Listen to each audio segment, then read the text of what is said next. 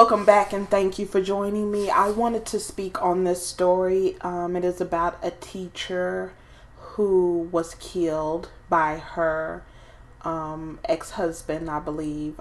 They were going to split ways, and a boy, he was killed, and another boy, he was critically injured because her soon-to-be ex-husband came into the classroom here in San Bernardino and opened fire.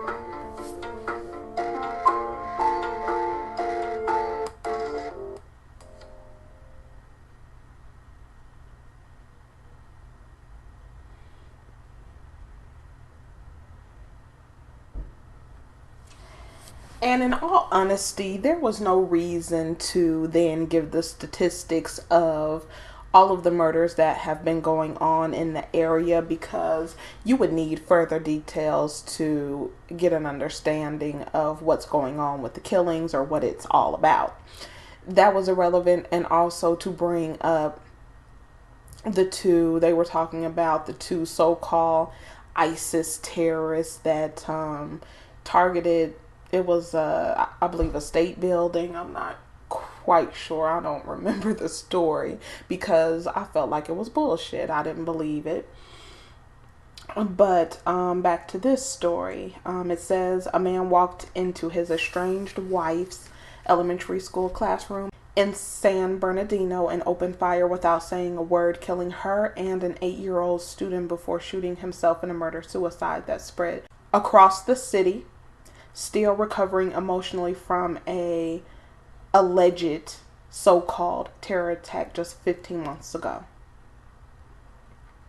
A 9-year-old student was also critically wounded. He and the boy who died were behind their special education teacher, Karen Smith.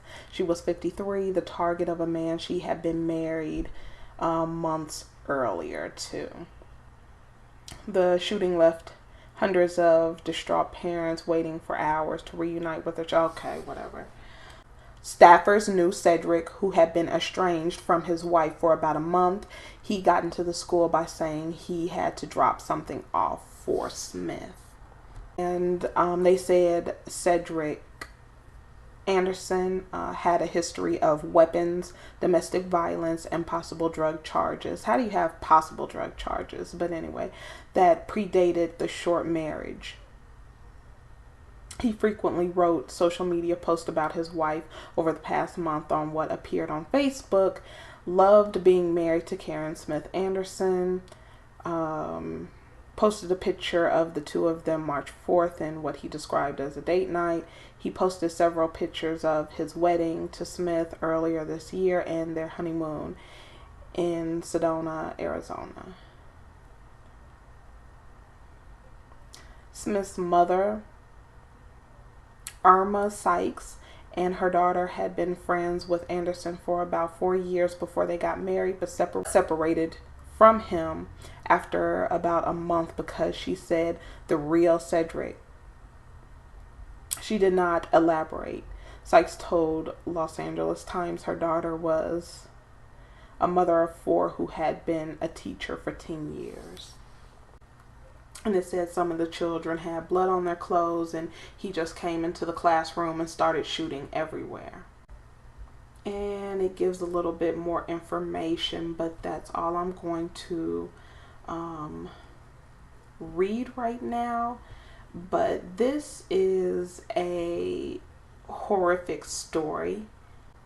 It really does say something about us as a community. Here on social media, you can see the split. There is a split between black men and black women, but there is a bigger focus on white supremacy, which is the split between white and black. And we don't really talk about the things in a constructive manner that go on in the community, because I always say, if we got rid of every single Caucasus Mountain creature, evil, demonic creature, then we would be left with ourselves.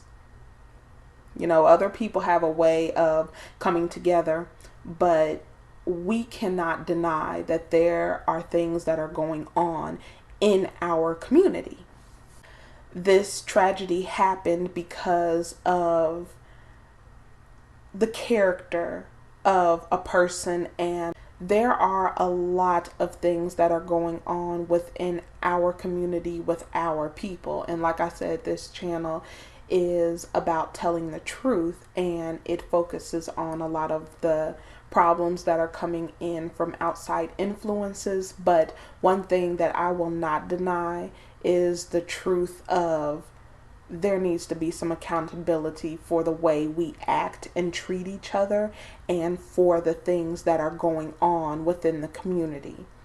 To point a finger at a black female for being a single mother when a man had to have sex with her to create a child, we can't just have children by ourselves. And then point the finger at the mother when the child does not, follow the straight and narrow path, whatever that is, in the absence of the father being there, or if the father is there, he is not being a man. He's just a male in the home.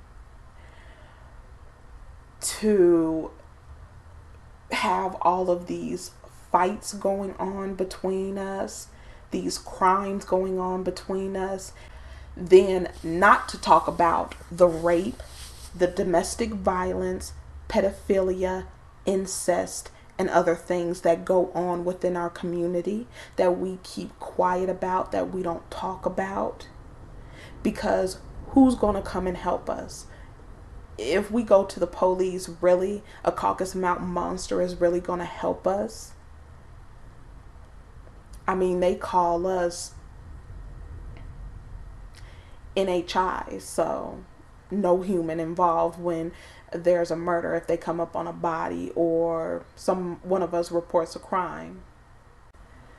So we feel like we don't have anywhere to turn. We don't have any help. And sometimes our family, they're not in the position to help us. They are barely making it themselves. But that's something that I'm going to start to talk about, is the killings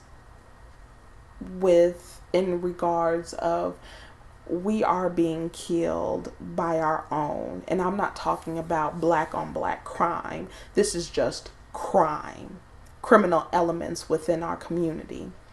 We're not talking about the abuse. We're not talking about the sexual abuse and assault that goes on. And we have been seeing videos recently of women being hurt, children being hurt, and there is no male man there to protect them. Or they'll pull out their phone from their skinny jeans and they will tape it and actually have a good laugh. Or they'll laugh at it.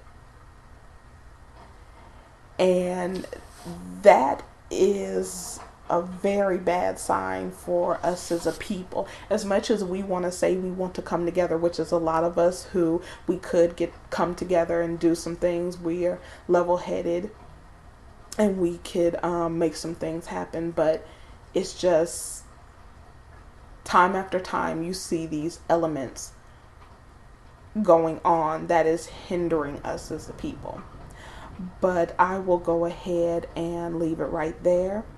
Go ahead and drop a comment. Let me know what you think about the situation. Let me know what you think about the things that go on in our community. And I will see you in the next one.